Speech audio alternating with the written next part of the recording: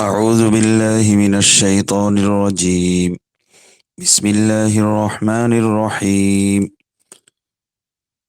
قل للمؤمنين يغضوا من أبصارهم ويحفظوا فروجهم ذلك أزكى لهم إن الله خبير بما يصنعون. وقل للمؤمنين يغضضن من أبصارهن ويحفظن فروجهن ولا يبدين زينتهن إلا ما ظهر منها وليضربن بخمرهن على جيوبهن ولا يبدين زينتهن إلا لبعولتهن أو آباء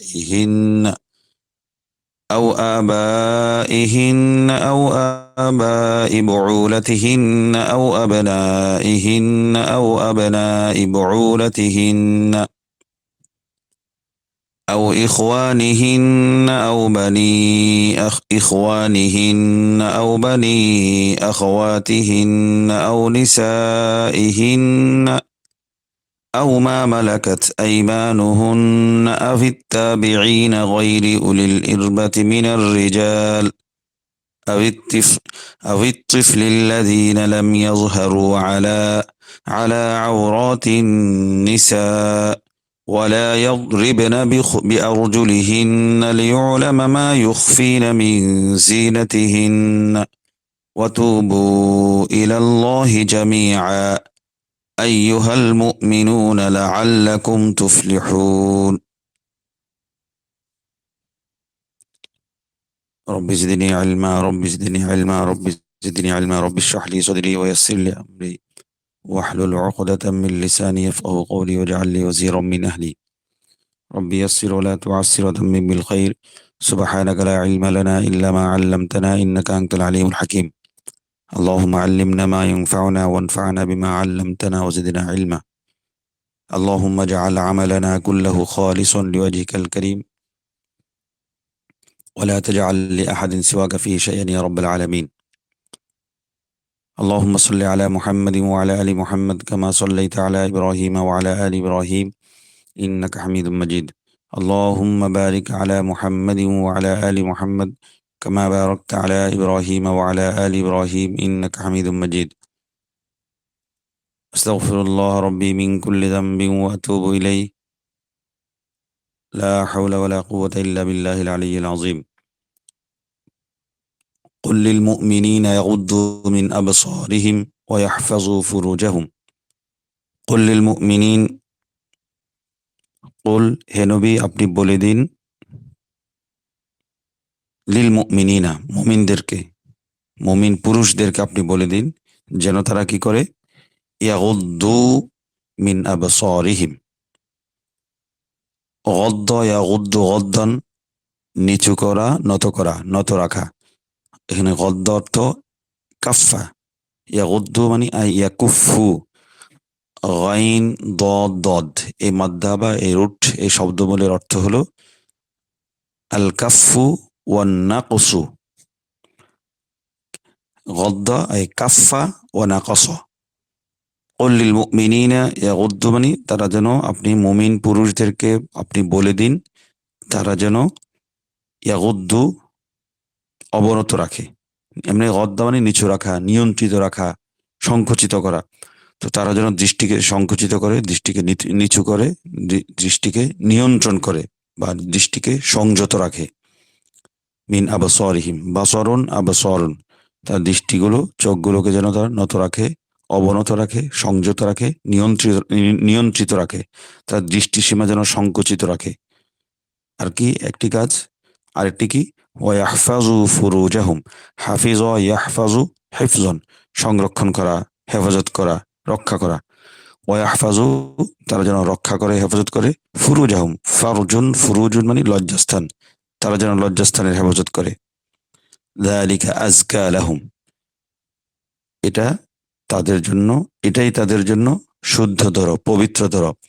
জাকা ইয়াজকু জুকুওয়ান জাকাআন জাকাতান পবিত্র হওয়া।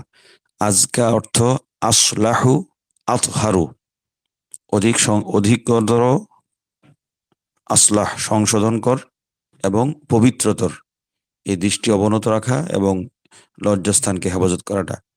আজকা অর্থ আসলাহু আতহারু। জাকাত মানে হলো, আমরা যে জাকাতের কথা বলি সেটা হলো আল নামাউ ওয়া জিয়াদাতু ফিস সলাহি। জাকাত মানে ওই জাকাত শব্দের আসলে জাকাত শেষে তা হলেও এটার মূল শব্দমূল হলো জা কা র জা আছে, জা কাফ ওয়াও জুকুবুন, সেটাই জাকাত পরিবর্তিত রূপ। আজ জাকাতু মানে হলো আন্নামা ও প্রবৃদ্ধি, অজিয়াদাতু মানে আধিক্য, ফিস সলাহি সততায়, শুদ্ধতায়, কল্যাণকামিতায়। তো জাকাতের মধ্যে, জাকাত শব্দটার মধ্যে প্রবৃদ্ধি আছে, আধিক্য আছে কোন ক্ষেত্রে? সলাহ সততা ভালোত্বের ক্ষেত্রে। এবং কিসের ক্ষেত্রে? ওয়া কামাল শাইই কোন বস্তুর পূর্ণতার ক্ষেত্রে। তো জাকাত দেয়া মানে হলো, আমি যখন জাকাত দিই, জাকাতের বৈশিষ্ট্য শাব্দিক অর্থের মধ্যে কি বৈশিষ্ট্য আছে? আন্নামা ও প্রবৃদ্ধি, আর জিয়াদত আধিক্য কোন ক্ষেত্রে? ফিস সলাহি, ওয়াল কামাল এবং পূর্ণতা। তো আমি যখন জাকাত দিই, জাকাত দিলে আমার সম্পদ কি হয় না, হ্রাস পায় না, মূলত এটা পূর্ণতার দিকে পৌঁছে। জাকাতের মাধ্যমে আমি সততা, আমি শুদ্ধতা, আমি ভালোত্বের দিকে আরো, আমার ভিতর ভালোত্বের প্রবৃদ্ধি ঘটে, বৃদ্ধি পায়। জাল, জা কাফ ওয়াও জাকভুন জুকুবুন, এই মাদ্দার অর্থ হলো আত্মহারতু ওয়ান নামাউ ওয়া জিয়াদাতু ওয়াল কামালু। যালিকা আজকা লাহুম, এটা তাদের জন্য পবিত্রতর।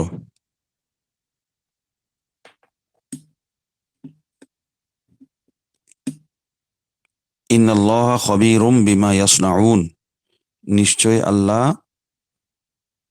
খবীর সবিশেষ অবহিত, আল্লাহ তাআলা পরিপূর্ণ অবগত, বিমা ইয়াসনাউন যা তারা করে, মানে মুমিনগণ যা তারা যা করে। সনা ইয়াসনাউ, সনাআন সুনাআন করা। কুল লিল মুমিনিনা ইয়াগুদ্দু মিন আবসারিহিম, এই আয়াতে আল্লাহ তাআলা দ্বিতীয় কানুন, দ্বিতীয় বিধান, আমাদের বিধান হচ্ছিল কয়েকটা বিধান নিয়ে আলোচনা চলছিল, যে আম্মাজান আয়েশার উপর যারা মুনাফিক, যারা দুষ্ট লোক, দুষ্ট মানসিকতার লোক, তারা অপবাদ দিয়েছিল, মিথ্যা রটনা রটিয়েছিল। তো আল্লাহ তাআলা ভবিষ্যতে অনাগত উম্মতকে, নবীজির উম্মতকে, মুসলমানদেরকে এই ধরনের অপবাদ, এই ধরনের নেতিবাচক এই সুযোগ সন্ধানী যারা আছে তাদের মুখকে বন্ধ করার জন্য, উম্মার সতীসাধ্যী নারীদেরকে অপবাদ থেকে বাঁচানোর জন্য, উম্মার শুদ্ধ পুরুষগুলোকে দুষ্ট লোকের এ, দুষ্টমি থেকে বাঁচানোর জন্য 6টি ফর্মুলা দিয়েছে, 6টি মূলনীতি দিয়েছে, যে 6টি আদব দিয়েছে। এই আদবগুলো, এই মূলনীতিগুলো, এই নিয়মগুলো যদি রক্ষা করে, এই আমলগুলো যদি নিয়মিত করে, তাহলে মুসলিম সমাজ জেনা থেকে বেঁচে যাবে।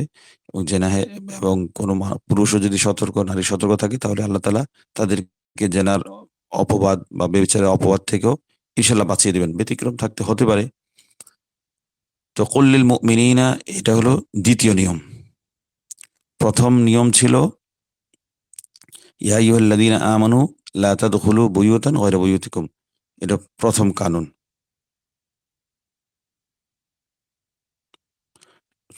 6টি নিয়মের মধ্যে, যে যাতে মুমিনরা জেনার অপবাদ, ব্যভিচারের অপবাদ থেকে বাঁচতে পারে, আগাম সতর্কতা, এগুলো অবলম্বন করলে যে আমি বেঁচে যাব, বিষয়টা এমন নয়। তো এগুলো মেনে চললে, আদবগুলো, আল্লাহ তাআলা আমাদেরকে রক্ষা করবেন ইনশাআল্লাহ।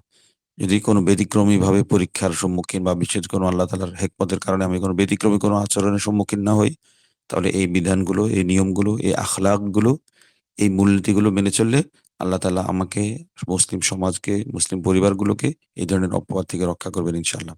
তো প্রথম কানুন ছিল কানুনুল ইস্তিজান, অনুমতি প্রার্থনা কারো অন্যের ঘরে প্রবেশের ক্ষেত্রে। ইয়া আইয়ুহাল্লাযীনা লা তাদখুলু। আজকে আমাদের আলোচনা হচ্ছে দ্বিতীয় কানুন, দ্বিতীয় আদব, দ্বিতীয় আখলাক, দ্বিতীয় নিয়ম। সেটা হলো কানুনু গদ্দিল বাসর ও কানুনুল ইস্তিতার। ইস্তিতার মানে পর্দা, আবরণের মধ্যে থাকা। তো গদ্দুল বাসর দৃষ্টি অবনত, ওয়াল ইস্তিতার, ইস্তিতার মানে আবরণ, পর্দার মধ্যে থাকা। এটার এই দ্বিতীয় নিয়ম হলো এটা। এই বিষয়টা লক্ষ্য রাখলে, এই আমলটা করলে আল্লাহ তালা আমাদেরকে এবং মুসলিম নারীদেরকে, সমাজকে বাঁচাবেন ইনশাল্লাহ। তো দ্বিতীয় নিয়ম হলো, দ্বিতীয় কানুন হলো, মুমিনিনদেরকে আপনি বলুন, আমাদেরকে আল্লাহ তালা বলতে বলেছে নবীজির মাধ্যমে, আমরা যেন দৃষ্টি অবনত করি। তো দৃষ্টি অবনত, আমি তো যেগুলো, যে সমস্ত অঙ্গ প্রত্যঙ্গ দেখা হারাম, সেগুলো তো এমনিতেই দেখবো না। যৌন চাহিদা, যৌন আকাঙ্ক্ষা থাক বা না থাক, এবং যেগুলো, যে সমস্ত অঙ্গ প্রত্যঙ্গ আমার যাদেরকে বিয়ে করা হারাম, তাদেরও তো যে সমস্ত অঙ্গ প্রত্যঙ্গ দেখা হারাম সেটা দেখবো না। পাশাপাশি অন্যান্য অঙ্গ প্রত্যঙ্গ যারা মাহারাম, যাদেরকে বিয়ে করা গায়রে মাহারাম, যাদেরকে বিয়ে করা হারাম নয়, তাদের দিকেও, তাদের ব্যাপারে দৃষ্টিকে সংযত রাখবো। তো এর ক্ষেত্রে দুইটি বিষয়গুলো বলেছেন, যে একটা হলো অদ্দুল বাসর, দৃষ্টি অবনত রাখা, দৃষ্টি নিচু রাখা, দৃষ্টি সংযত রাখা, আর একটা হলো লজ্জাস্থানকে হেফাজত করা। এবং জালিকা, এই দুটি, আমি যদি দুটি কাজ করি, নিজের দৃষ্টিকে অবনত রাখি, আমার লজ্জাস্থানকে যদি আমি সংযত রাখি, নিয়ন্ত্রিত রাখি, তাহলে এটা জালিকা, সেটা, এটা হবে আমার জন্য আজকা, পবিত্রতর। পবিত্রতর কিভাবে? আমি এই দুটি যদি সংযত রাখতে পারি, তাহলে আমি বেবিচার বা জেনা, এবং জেনার যে সূচনা, যে সমস্ত স্তর পার হওয়ার পরে একজন মানুষ বা একজন পুরুষ বা একজন নারী জেনা করার মতো, বেবিচার করার মতো স্তরে গিয়ে উপনীত হয়, সেটার, আমি সেটা থেকে বাঁচতে পারবো। এটা, এই দুইটি হলো এই দৃষ্টিশক্তি, এই দৃষ্টির অবনত রাখা এবং লজ্জাস্থানে হেফাজত করা, যে আগাম সতর্কতা, এটা, এই দুটি বিষয় করলে আমার কি হবে? আমি জানি তো, বেবিচারে তো লিপ্ত হব না।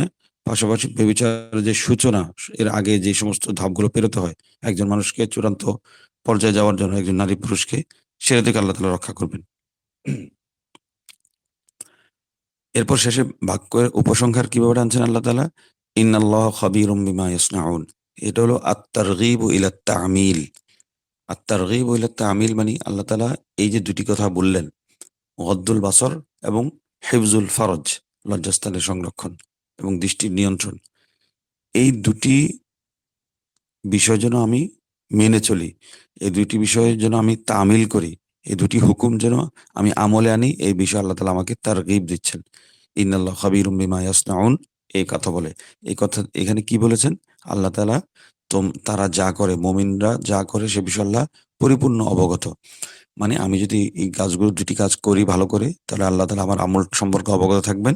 আল্লাহ তাআলা আমার আমল সম্পর্কে জানবেন। তো আমাকে এই কাজটা করতে বলেছেন। পাশাপাশি আমাকে তারহিব, মানে ভয়ও দেখিয়েছেন, যে তুমি যদি এর ব্যতিক্রম করো, তাহলে আল্লাহ তাআলা কিন্তু সবকিছু জানেন, সবকিছু বুঝেন, সবকিছু লক্ষ্য রাখেন, পর্যবেক্ষণ করেন। তো ৬ টি কানুনের দ্বিতীয় বিষয় ছিল গদ্দুল বাসর। পুরুষের জন্য, মুসলিম পুরুষের জন্য তারা কি করবে? দৃষ্টি অবনত রাখবে, দৃষ্টি সংরক্ষণ করবে, দৃষ্টি নিয়ন্ত্রিত করবে এবং লজ্জাস্থান হেফাজত করবে। তো কুল্লিল মুমিনিনা ইয়াগুদ্দু মিন আবসারিহিম ওয়া ইয়াহফাযু ফুরুজাহুম যালিকা আযকা লাহুম। এখানে আল্লাহ তাআলা এর মাধ্যমে একটা আদাবুশ শরঈ, শরঈ একটা আদব, শরঈ একটা বিধানের কথা বলেছেন। তো এটার মাধ্যমে আমার কি হবে? দৃষ্টিটা যদি অবনত রাখি, আমি বেগানা নারীর দিকে যদি না তাকাই, তাহলে এর মাধ্যমে আমার ভেতরে যে একটা পাপ চিন্তা, আমার অন্তরে যে মাঝে, মাঝে পাপ চিন্তা জেগে ওঠে, দুষ্ট চিন্তা জেগে ওঠে, সেটা থেকে আমি বাঁচতে পারবো। মূলত আমাদের ভিতরে পাপ চিন্তার উৎস কি? পাপ চিন্তা কোত্থেকে আসে? একজন বেগারা নারীর প্রতি যৌন আকাঙ্ক্ষা, যৌন চাহিদা কোত্থেকে তৈরি হয়?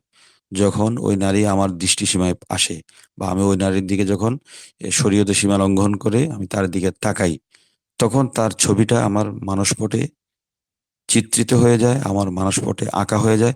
সেটাকে আমি, আমার মন, দুষ্ট মন, নফসের ওয়াসওয়াসা, শয়তানের ওয়াসওয়াসার কারণে সেই ছবিটাকে, মুখের মুখের চেহারা, শরীরের কাঠামোটা আমার ভিতরে ক্যামেরাতে ধরা থাকে, অ্যান্টেনায় ধরা থাকে। এবার সেই ধরা ধারণকৃত ছবি থেকে, আবার ফুটেজ থেকে আমার মাথার ভিতরে চিন্তা আবার অগ্রসর হতে থাকে। এবার সে দুশ্চিন্তা, কুচিন্তা দিকে অগ্রসর হতে থাকে। এজন্য প্রথম ধাপ, জেনা ব্যভিচারের প্রথম ধাপ, প্রথম ভূমিকা, প্রথম দরজা হলো দৃষ্টি। আল্লাহ তাআলার জন্য এই পুরো প্রক্রিয়ার, জেনা পর্যন্ত উপনীত হওয়ার যে পুরো প্রক্রিয়ার প্রথম ধাপ, একদম একদম সীমান্তের প্রথম চৌকিটাই আল্লাহ তাআলা বন্ধ করে দেওয়ার প্রয়াস চালিয়েছেন, আমাদেরকে বন্ধ রাখতে বলেছেন। তো এই জন্য আমার প্রত্যেকটা, আমাদের উচিত যে আমি দৃষ্টিটাকে অবনত রাখবো, তাহলে আমার এর পরে দৃষ্টি অবনত নিয়ন্ত্রণ করে ফেলতে পারলে, প্রথমে যদি আমি বাদ দিয়ে ফেলতে পারি, তাহলে আমার সামনে যে একটা প্লাবন জোয়ার আসে গুনাহের চিন্তায়, সেটার মধ্যে আমি বাদ দিয়ে রোধ করতে পারবো সেটাকে। কারণ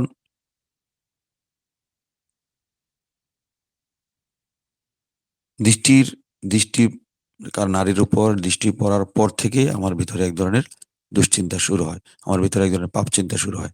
এক নম্বর কথা, কুল্লিল মুমিনিনা ইয়াগুদ্দু মিন আবসারিহিম, মুমিনরা যে দৃষ্টি অবনত করবে, কেন অবনত করবে? এর আরেকটা কারণ, এটা আমরা মনে রাখতে পারি, সেটা হলো আমার যে দৃষ্টি, আমার যে চোখ, সেটা আল্লাহর নেয়ামত আমার প্রতি, অনেক বড় নেয়ামত। চোখ থাকা, যারা চোখ নেই তারা বোঝেন চোখটা আসলে কত বড় একটা নূর, কত বড় একটা আলো, কত বড় একটা আল্লাহ তাআলার পক্ষ থেকে কত বড় একটা নেয়ামত। তো সুতরাং এই নেয়ামতটার হক আদায় কিভাবে হবে? হক আদায় হবে আমি যদি এই নেয়ামত যিনি দিয়েছেন, সেই নিয়ামত দাতা এই নিয়ামতকে যেভাবে ব্যবহার বিধি আমাকে দিয়েছেন।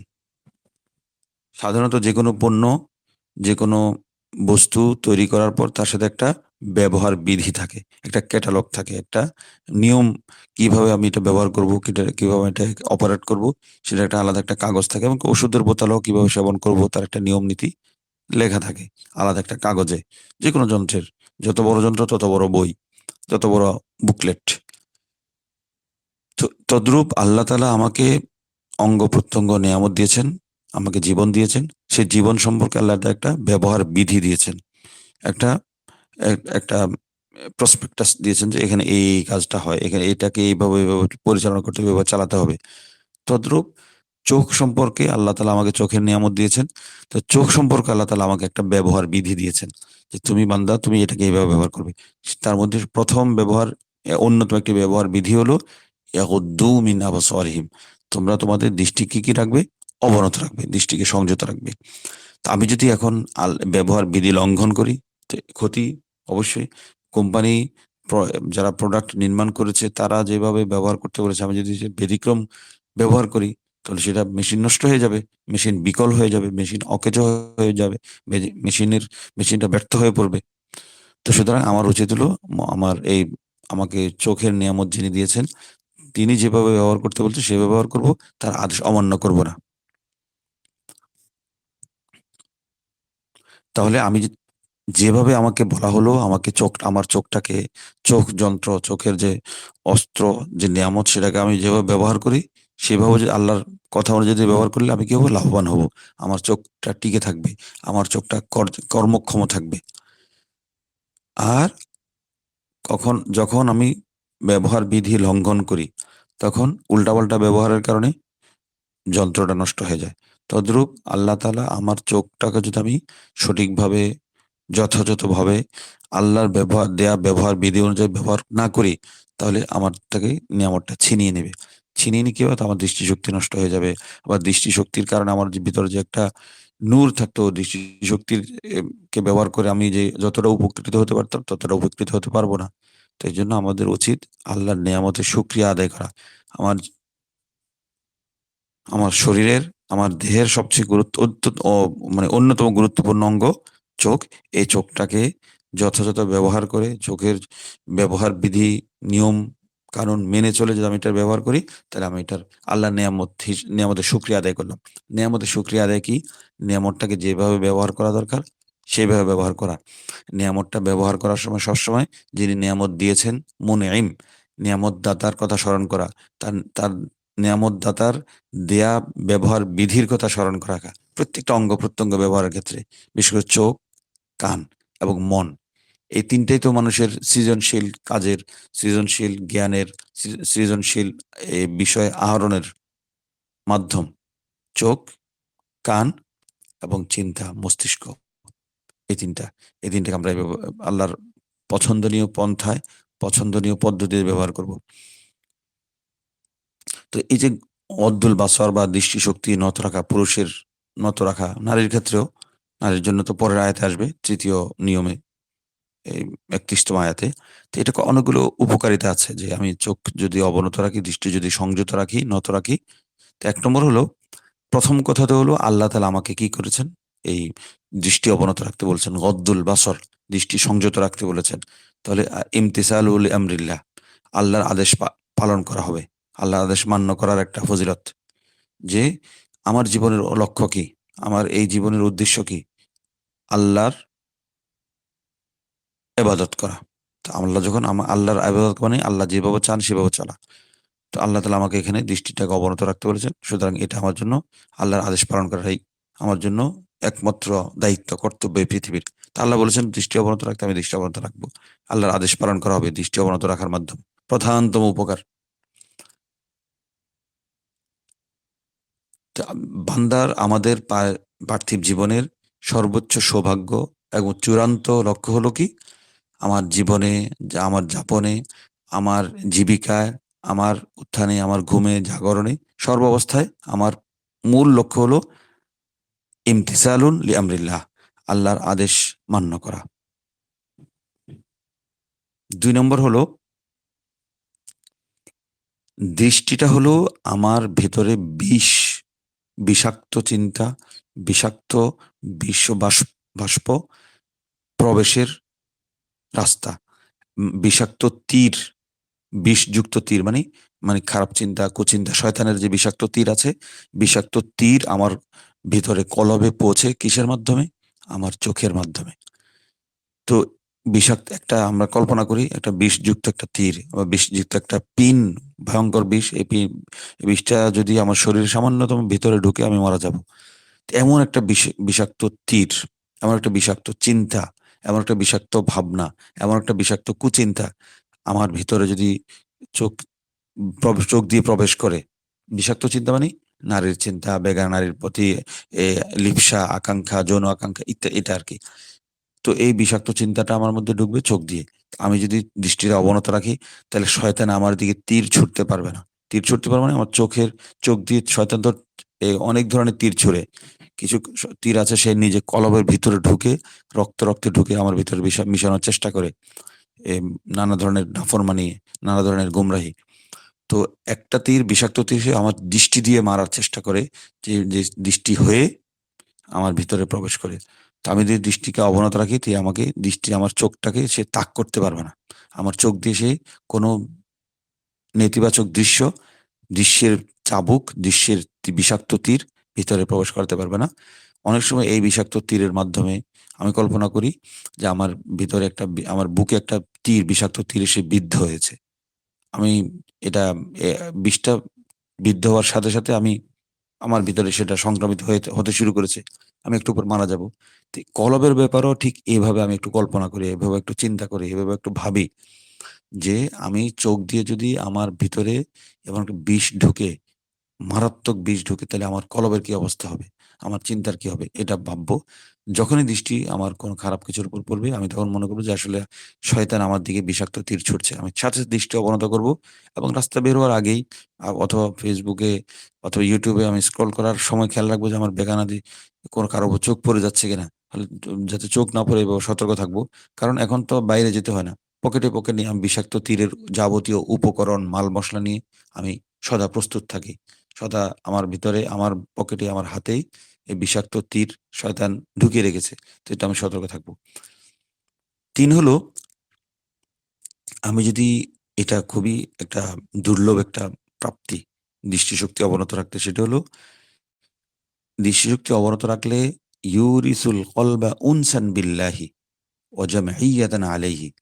দৃষ্টি অবনত রাখলে আমরা খেয়াল করে দেখবো, আমি যদি দৃষ্টি একদিন রাস্তা দিয়ে হেঁটে গেলাম, অথবা ফেসবুকে টুইটার, ইনস্টাগ্রামে আমি স্ক্রল করার সময় খেয়াল করলাম যে আমি যেন কোন বেগানা নারীর উপর যেন চোখ না পড়ে। এই ব্যাপারে সতর্ক থাকলে কি হয়? আমার ভিতরে একটা আল্লাহর প্রতি একটা হৃদ্যতা বোধ, আল্লাহর প্রতি একটা এক ধরনের আন্তরিকতা, আল্লাহর সাথে এক ধরনের অন্তরঙ্গতা বোধ তৈরি হয় আমার। এটা পরীক্ষা করে দেখতে পারি।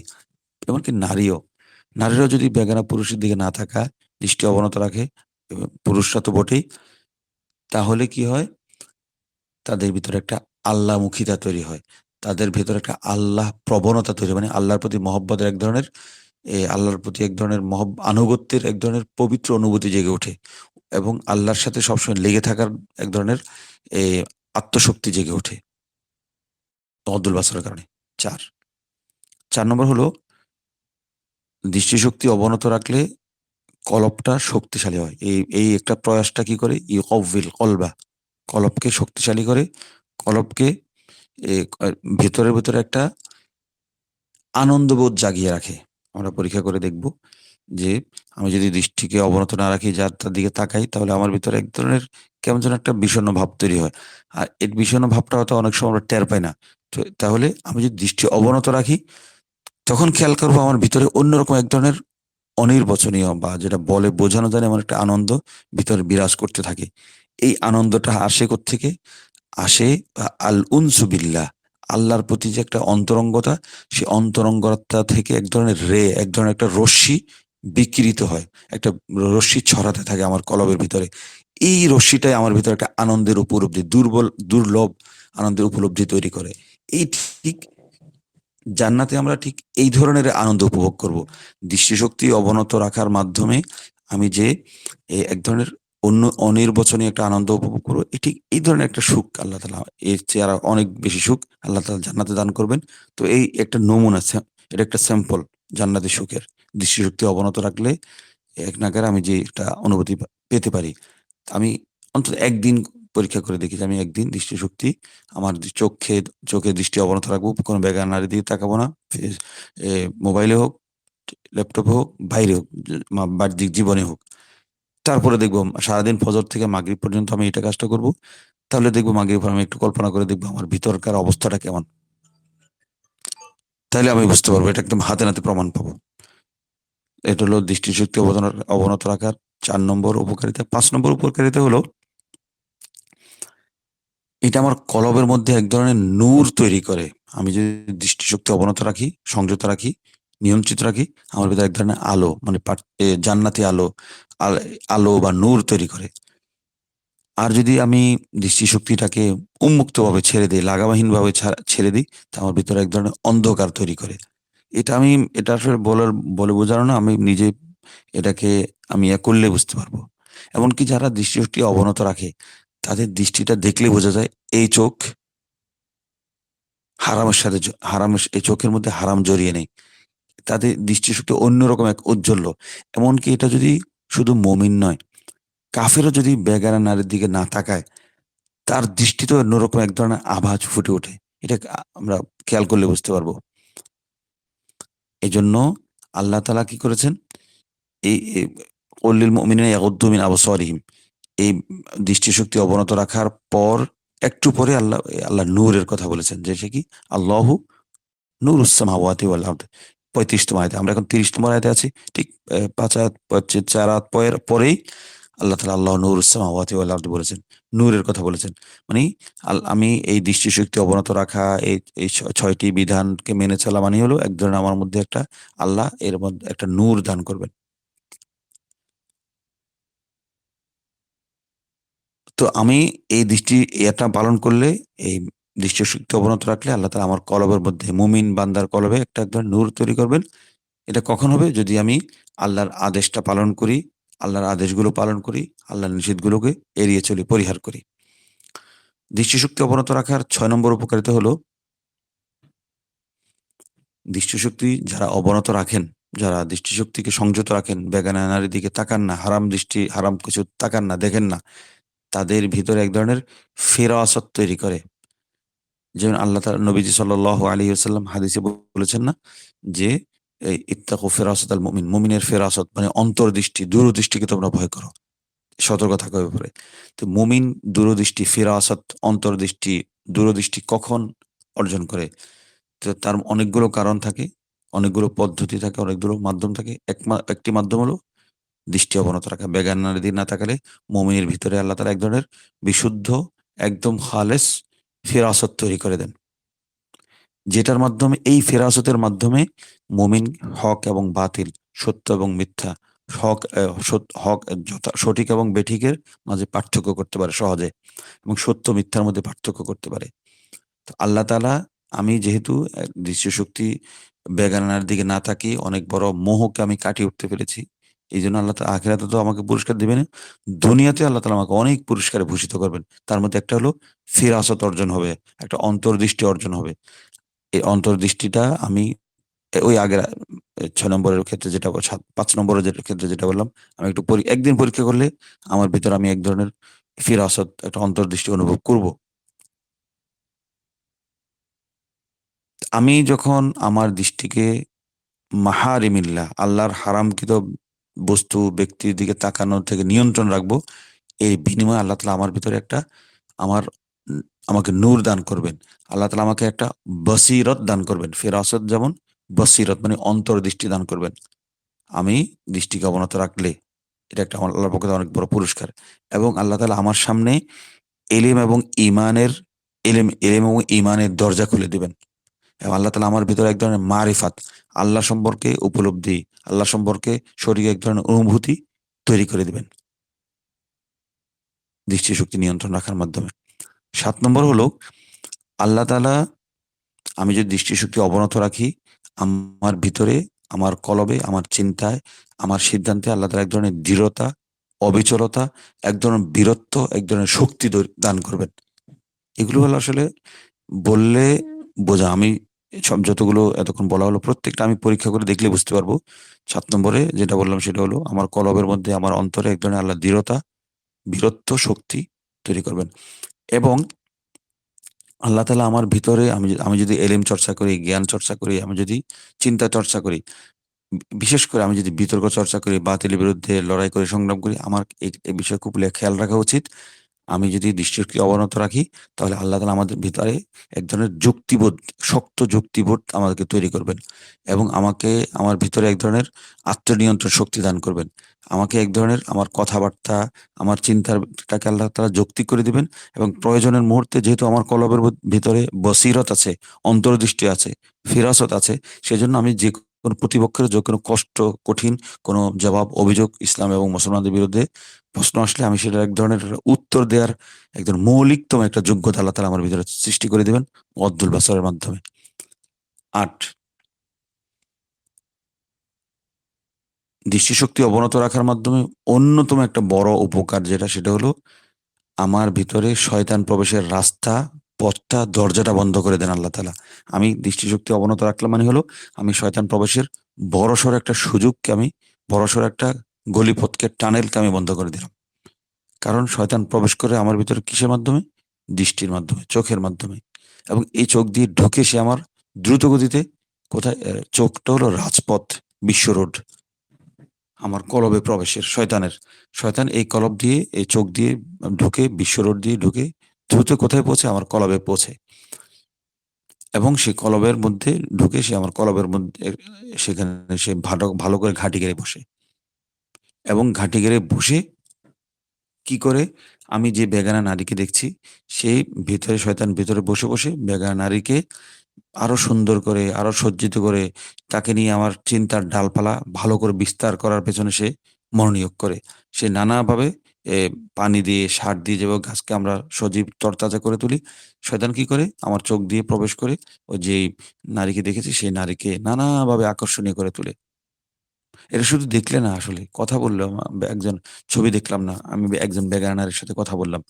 ও তার গলার আওয়াজটাও আমার ভিতরে, গলার আওয়াজ দিয়েও আসলে আমার ভিতরে শয়তান প্রবেশ করে। যাক, আমরা এখন চোখের মধ্যে সীমাবদ্ধ থাকি। তো এখন কি করে শয়তান ভেতরে প্রবেশ করে সেই নারীর আকৃতিকে, সেই হারাম দৃশ্যটাকে সে রীতিমতো রং তুলি দিয়ে, চিত্রকরের মতো, দক্ষ চিত্রকরের মতো সে সেটাকে সজ্জিত করতে থাকে, সুন্দর করতে থাকে। এবং সেটাকে একটা সুন্দর মূর্তির মতো আমার কলবে বসিয়ে দেয়। বাস্তব চিত্র। তো এমনকি এটা কি হয়, যারা বিবাহিত, তারা, যারা বেগানা নারীর দিকে তাকায়, বেগানা নারীকে নিয়ে চিন্তা করে, বেগানা নারীর সাথে কথা বলে নিয়মিত, যখন স্ত্রীর সাথে যখন একান্তে সময় কাটায়, তখনও স্ত্রীর জায়গায় তার মনে কল্পনা ওই ওই নারীর কল্পনা আসতে থাকে। এটা কিভাবে হয়? ওই ঠিক এই পয়েন্টে শয়তান তখন ওই নারীকে তার কাছে আরো সজ্জিত করে দেখায়। তো স্ত্রীর সাথে একান্ত সময় কাটাচ্ছে সত্য, কিন্তু তার মাথায় চিন্তায় ঘুরপাক খেতে থাকে ওই নারীর চিত্র, ওই নারীর দৃশ্য, ওই নারীর শরীর। কারণ ওই নারীকে শয়তান তার ভিতরে একটা সনম, একটা মূর্তিকে একদম ভালো করে বসিয়ে দিয়েছে। আমি শয়তানকে ঢুকতে দিয়েছি। এরপর কি করে শয়তান এই মূর্তিটা আমার ভিতরে বসিয়ে ওই নারীর সে নারী সম্পর্কে নানা ধরনের অলীক কল্পনা চিন্তা আমার ভিতরে আমাকে অনেক অলীক কল্পনা আমাকে দিয়ে করাতে থাকে। তাকে বিয়ে করব বা এই বিবিকে ছেড়ে দিব বা ওই নারীর সাথে আমি সময় কাটাবো, ওই নারীর আমার স্ত্রীর থেকে ওই নারীর সুন্দর এই দিক দিয়ে সে বেশি সুন্দর, এই দিক দিয়ে সে বেশি যোগ্য। এই ধরনের কলবের ভিতরে নানা ধরনের মানে প্রবৃত্তির যৌন চাহিদার আগুন জ্বালাতে থাকে শয়তান। এবং সে নিয়মিত কি করে, শয়তান এই ছবিটা মূর্তি তো বসিয়ে দিয়েছে, সে মূর্তিটা এক ধরনের আগুন। শয়তান নানাভাবে এই লাকড়ি ঢালতে থাকে, নানা চিন্তার লাকড়ি ইন্ধন যোগাতে থাকে এবং আমার ভিতরে আগুনটা নিয়মিত জ্বলতে থাকে। এবং আমার কলবটা নিয়মিত সারাক্ষণ ওই আমার কলবে ওই বেগানা নারীর একটা মূর্তি বসে থাকে। একটু উঠতে পড়তে নানা বাবা এই ওর মূর্তি চিন্তা, সেই লাত, অজ্জা, মানাত, সে নারী লাত, অজ্জা, মানাতের চেয়েও ভয়ঙ্কর রূপে আমার কলবে বসে থাকে এবং উঠতে বসতে তার চিন্তা আমার মাথায় আসে। আমরা এটা ভুক্তভোগী আমরা বুঝতে পারবো। তো অভিজ্ঞ ওলামায়ে কেরাম এই সবার কথা শুনে, অনেকের কথা শুনে এই বিষয়গুলো তারা তুলে ধরেন তাদের বক্তব্যে কথায়। ৯ নম্বর উপকারিতা কলবকে দৃষ্টিকে অবনত রাখার। আমার কলব, আমি যদি দৃষ্টিকে অবনত রাখি, নিয়ন্ত্রণ রাখি, তাহলে কি হবে? আমার কলবে তো শয়তান কোনো মূর্তি স্থাপন করতে পারে না, কারণ বেগানা নারীর। তো আমার কলবটা ফাঁকা থাকে। আমার কলব থেকে এখন আমি কি করতে পারি? আমার কলবটা কল্যাণকর চিন্তা এবং ভালো চিন্তা, আল্লাহর চিন্তা, দ্বীনের চিন্তার জন্য আমার কলবকে মশগুল করতে পারি। যেহেতু আমার কলবে শয়তান ঢুকতে পারেনি, আমার কলবে কোনো মূর্তিকে বসাতে পারেনি, সেজন্য আমি আল্লাহ তাআলা আমার কলবকে খালি রাখেন আল্লাহর নূরের জন্য। যে আল্লাহর নূর যখন ঢুকে আমার ভিতরে, আমার চিন্তা কলবে, তখন আমি ভালো, ভালো চিন্তা করতে পারি। ভালো উন্নত চিন্তা করতে পারি। নূরানি চিন্তা করতে পারি। ১০ নম্বর উপকারিতা। চোখ এবং কলবের মধ্যে একটা কি আছে? একটা পথ আছে। পথ, রাস্তা, সড়ক। তো কলব থেকে চিন্তা দৃষ্টিতে আসে। এজন্য মনের অনেক পাপ চিন্তা কিন্তু দৃষ্টিতে ফুটে ওঠে। নারীরা পুরুষের দৃষ্টি দেখে বুঝতে পারে এই পুরুষ আমাকে নিয়ে নেতিবাচক চিন্তা করছে। তদ্রূপ বাইরের থেকে চিন্তা, দুশ্চিন্তা, কুচিন্তা, পাপ চিন্তা চোখ দিয়ে আমার কলবে যায়। এজন্য ওই কলব এবং আমার চোখের মধ্যে যে একটা রাজপথ আছে, এই রাজপথটা বন্ধ রাখা উচিত। কলব থেকে যাতে আমার কোনো চিন্তা বাইরে না আসে, চোখ দিয়ে বেরোতে না পারে, আবার চোখ দিয়েও যাতে কোনো দুশ্চিন্তা, কুচিন্তা আমার কলবে ঢুকতে না পারে। এজন্য প্রধানতম মাধ্যম হলো দৃষ্টিটা অবনত রাখা। তো আমি যদি এই রাস্তাটা চোখ থেকে কলব থেকে চোখ, এই রাজপথ ঢাকা চট্টগ্রামের এই বিশ্ব রোডটা যদি আমি শুদ্ধ রাখতে পারি, তাহলে আমার চিন্তাগুলো শুদ্ধ থাকবে। আমি এই রাস্তাটা যদি যানজট লাগিয়ে দেই, দুশ্চিন্তা, খারাপ চিন্তা, কুচিন্তা দিয়ে আমার পুরো কলব এবং চোখ দুটোই নষ্ট হয়ে যাবে। বিশুদ্ধ থাকবে না। কারণ আমার দৃষ্টি নষ্ট হলে আমার কলব নষ্ট হবে। আবার আমার কলবে নষ্ট থাকলে আমার দৃষ্টিটাও নষ্ট হয়ে যাবে। তো একটা আরেকটার সাথে বিস্ময়ের মাধ্যমে ওতপ্রোতভাবে জড়িত। যে আমার দৃষ্টিটাকেও নিয়ন্ত্রণ করব, আমার কলব ঠিক থাকবে। আবার আমার কলব ঠিক থাকলে দৃষ্টিটা ঠিক থাকবে। তো এটা একটার সাথে একটা আরেকটার সাথে সম্পূরক, পরিপূরক। কলব দৃষ্টি নষ্ট হলে কলব নষ্ট হবে। আর কলব নষ্ট হলে পুরো আমার চিন্তা, আমার কাঠামোটাই নষ্ট হয়ে গেল।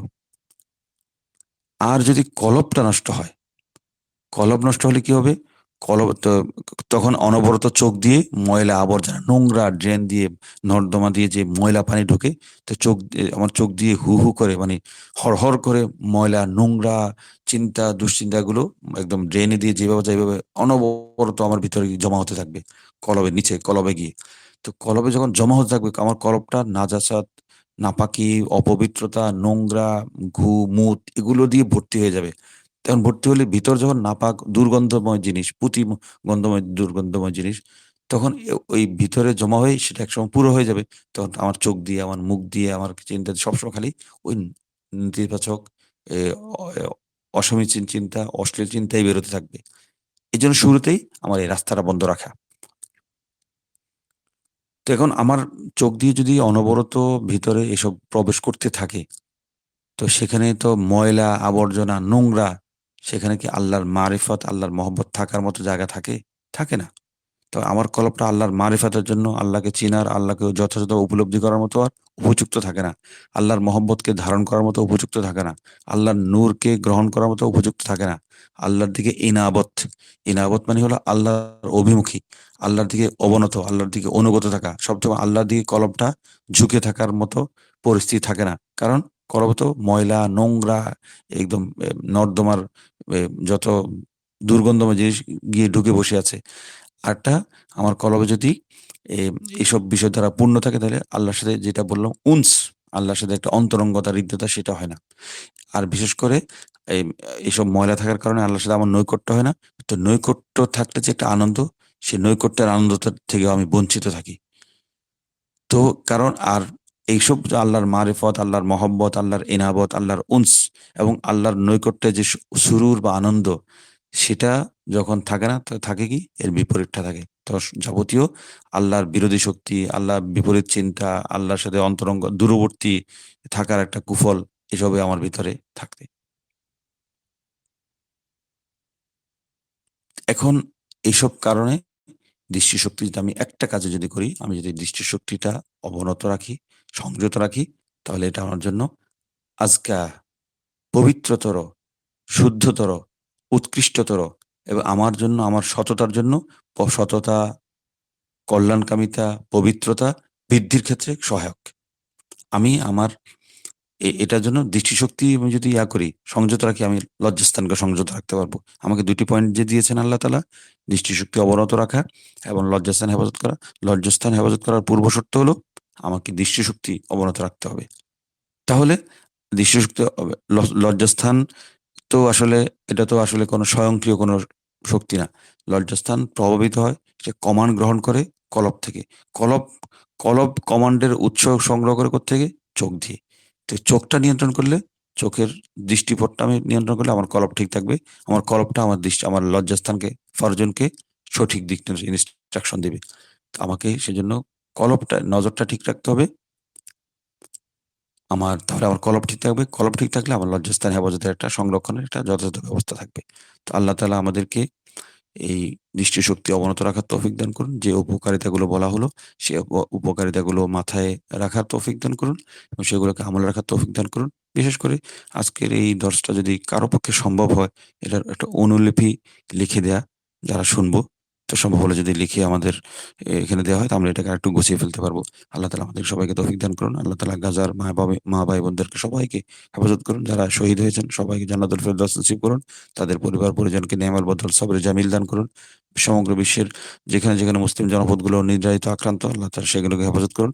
জালেমদের শক্তিকে আল্লাহ তাআলা নস্যাৎ করে দিন। আল্লাহ ইসরাইল রাষ্ট্রকে আল্লাহ ধ্বংস করে দিন এবং মুসলিম বিরোধী সমস্ত শক্তিকে আল্লাহ তাআলা ধ্বংস করে দিন।